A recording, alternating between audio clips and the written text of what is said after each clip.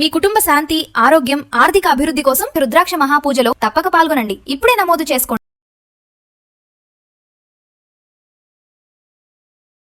Suman TV ప్రేక్షకులకు నమస్కారం. ప్రస్తుతం మనతో పాటు ఉన్నారు మంత్రశాస్త్ర పండితులు బ్రహ్మశ్రీ కొండవీటి దత్తాత్రేయ శర్మ గురువు గారు. మనం మాట్లాడుకుందామండి.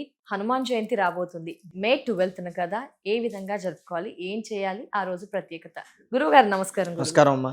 గురువు గారు, హనుమాన్ జయంతి May 12th అంటున్నారు. గురుగారు, హనుమాన్ జయంతి అనగానే మనకి ఎక్కువగా హనుమాన్ చాలీసా రెగ్యులర్ గా చేసుకుంటున్నాం. వెరీ పవర్ఫుల్, బాగా బ్రేవ్ వస్తుంది, చిన్నపిల్లలకు నేర్పిస్తూ ఉంటాను, చాలా ధైర్యాన్ని ఇస్తూ ఉంది, చాలా బాగా అనిపిస్తుంది. అదే ఫ్లో ఫాలో అవుతున్నారు ప్రజలంతా కూడా.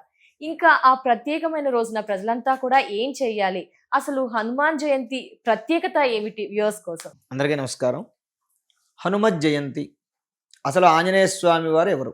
ఆంజనేయ స్వామి వారు సకల దేవతా స్వరూపుడు. అంటే గురుగారు, ఆంజనేయ స్వామి వారిని గనక మనం ఆరాధన చేస్తే ముక్కోటి దేవతల్ని పూజించినటువంటి ఫలితం కలుగుతుంది. ఓకే గురుగారు.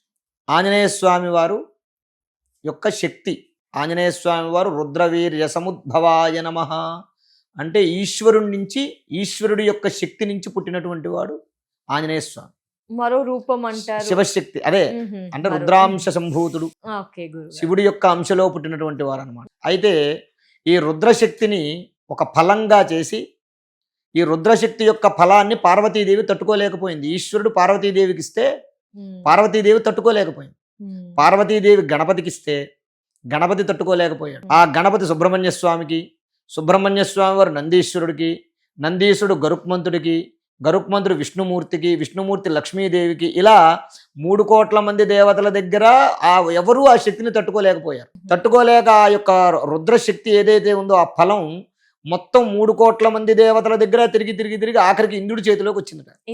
ఇంద్రుడి చేతిలోకి వచ్చింది. ఇంద్రుడి దగ్గర ఈ అంజనాదేవి సంతానం కోసమని తపస్సు చేస్తూ ఉండేది. ఇంద్రుడు వాయుదేవుడికి ఒక ఫలాన్ని ఇచ్చేవాడు. రోజు వాయుదేవుడు డ్యూటీ అనమాట.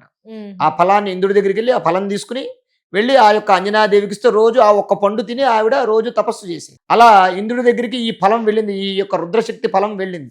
ఆయన ఏదో ఒక ఫలం ఇవ్వాలి కదా, ఈ శక్తిని తట్టుకోలేక ఏం చేశాడు, వాయుదేవుడి చేతిలో వేసేసాడు. తట్టుకోలేక అసలు వేరే ఫలం ఇవ్వాలి, కానీ ఆ ఫలం ఇవ్వకుండా తట్టుకోలేక ఇది ఇచ్చేసాడు.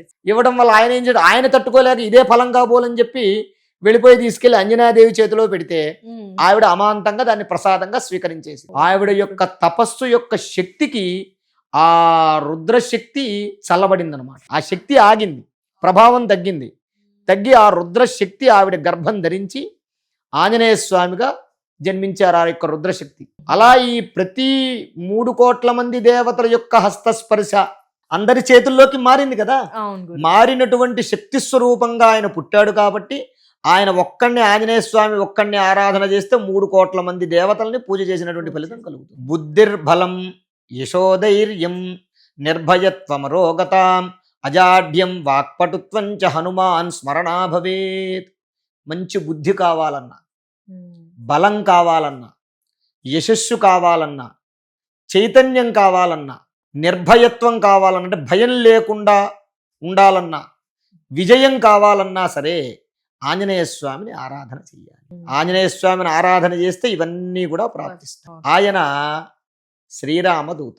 ఎవరైతే హనుమత్ జయంతి రోజున ఆంజనేయ స్వామి దేవాలయానికి వెళ్ళి రామనామం జపిస్తూ తమలపాకులు, అరటిపళ్ళు, ఆంజనేయ స్వామికి బాగా ఇష్టం తమలపాకులు, అరటిపళ్ళు, ఈ తమలపాకులు, అరటిపళ్ళు ఆంజనేయ స్వామి వారికి సమర్పిస్తారో వారికి ఆంజనేయ స్వామి వారిని, వారి కుటుంబాన్ని ఎల్లప్పుడూ కాపాడతాడు. మనం కొన్ని సందేహాలు కలుగుతూ ఉంటాయి. హనుమత్ జయంతి అప్పుడు ఆంజనేయ స్వామి గుడికి, వినాయక చవితి అప్పుడు వినాయకుడి గుడికి ఎందుకు వెళ్ళాలండి అని మనకు వస్తూ ఉంటాయి. ఇప్పుడు మన పుట్టినరోజు ఉంది, ఒక మనిషి పుట్టినరోజు ఉంది, ఆ మనిషి పుట్టినరోజుకి విష్ చేయటానికి మనం వెళుతూ ఉంటాం. వెళ్ళి వాడికి ఏదో గిఫ్ట్ లాంటిది ఏదో ఇచ్చి, నాన్న నీకు జన్మదిన శుభాకాంక్షలు అని చెప్పి వస్తాం. అతను ఏమనుకుంటాడు, వీడు నావాడు, నా పుట్టినరోజు నాడు నా ఇంటికి వచ్చి నాకు వాడికి తోచినటువంటి గిఫ్ట్ ఇచ్చాడు కాబట్టి వీడు నావాడు, వాడి కష్టంలోనూ సుఖంలోనూ నేను ఉండాలి అనేటటువంటి భావన ఎలాగైతే కలుగుతుందో మనిషికి, అలాగ ప్రతి మానవుడు కూడా ఏ పర్వదినం అయితే ఆ పర్వదినాన ఆయా దేవతల యొక్క దేవాలయానికి వెళితే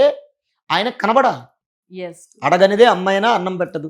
వెళ్ళాలి, వెళ్ళి అయ్యా నేను పలానా వాడిని, నా గోత్రం ఇది, నా పేరు ఇది, నా సమస్య ఇది, నేను నీ దగ్గరకు వచ్చాను, నువ్వు నన్ను నేను నీ పాదాలు పట్టుకున్నాను కాబట్టి నువ్వు నన్ను పట్టుకుని నా యొక్క సమస్యను నివారణం చేయి స్వామి అని ప్రార్థన చేసి నమస్కారం చేయి. అప్పుడు ఆయన అనుకుంటాట, ఓహో వీడు నా దగ్గరికి వస్తున్నాడుగా రెగ్యులర్గా, కాబట్టి వీడు నావాడని చెప్పి వాడి కష్టాన్ని తీరుస్తాట భగవంతుడు. ఆ కారణంగా దేవాలయానికి వెళ్ళాలి. అంటే హనుమాన్ జయంతిలో 2 సార్లు వస్తాయి. కన్ఫ్యూజన్ అయితే ప్రజల్లో చాలా మందిలో ఏంటి గురుగారు ఇప్పుడు మే 12th వచ్చేది ఏంటి? తిథి నక్షత్రమా ఏంటి అది? చైత్ర పౌర్ణమి రోజున హనుమత్ జయంతి అంటారు. ఆ రోజు హనుమత్ జయంతి కాదు, హనుమత్ విజయోత్సవం. అంటే ఆంజనేయ స్వామి వారు సీతాదేవిని చూసి విజయం, అంటే సీతాదేవిని చూసి లంకా నగరాన్ని దహనం చేసి రాముల వారికి చెప్పినటువంటి రోజు, విజయం చేసినటువంటి రోజు విజయోత్సవం. ఆ రోజు ఎప్పుడు చైత్ర పౌర్ణమి రోజు, ఎప్పుడు ఏప్రిల్లో వచ్చేది. ఇప్పుడు వచ్చేది ఇది ఆంజనేయ స్వామి వారు పుట్టినరోజు. దీనికి ప్రమాణం ఉంది. చాలా మంది ఏం చేస్తారంటే ఆ రోజు హనుమత్ జయంతిగా చేస్తారు. అయితే దీనికి ఉన్న ప్రమాణం దానికి లేదు.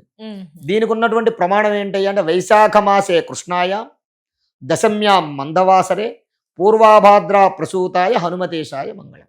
వైశాఖ మాసంలో బహుళ పక్షంలో దశమి తిథి రోజున శనివారం రోజున ఆంజనేయ స్వామి వారు పుట్టారని పురాణం చెప్తాం. శనివారం రోజున అందువల్ల ఆంజనేయ స్వామి వారికి శనివారం పుట్టారు కాబట్టి శనివారం పూజ చేస్తూ ఉంటాం. మంగళవారం అంటే ఆంజనేయ స్వామికి ఇష్టం కాబట్టి మంగళవారం రోజున పూజిస్తూ ఉంటాం. ఈ కారణంగా ఆంజనేయ స్వామిని మనం ఆరాధన చేయడం జరుగుతూ ఉంటుంది అన్నమాట. ఇందులో మనం హనుమాన్ చాలీసా ప్రత్యేకత గురించి గురుగారు ఏంటి, ఆ రోజు ఎలా పఠించాలి అంటారు? రోజు పఠిస్తూ ఉంటాము, ఇంకా ఏమైనా ఏంటి హనుమాన్ చాలీసా పఠించడం వల్ల?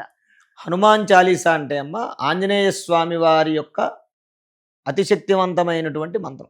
అంటే మనం స్తోత్రం అంటాము, నార్త్ సైడ్ వాళ్ళు చాలీసా అంటారు. ఇది రాసింది తులసీదాస్ గారు అనేటటువంటి వారు రాశారు. వారు కలియుగంలో వారు వాల్మీకి స్వరూపులు. వారు సాక్షాత్తు ఆంజనేయ స్వామి వారు కాశీలో ఆయన ఉన్నారు. ఆయన యొక్క ఆశ్రమం సంకటమోచన హనుమాన్ అని టెంపుల్ ఉంటుంది కాశీలో. ఆ టెంపుల్లో అశోక చెట్టు కింద కూర్చుని, ఒక పూల చెట్టు కింద కూర్చుని ఆయన రాశారు ఈ యొక్క హనుమాన్ చాలీసా, రామచరిత మానసం రాశారు. ఆయనకి ఏమన్నా డౌట్లు ఉంటే ఆంజనేయ స్వామిని అడిగేవారు.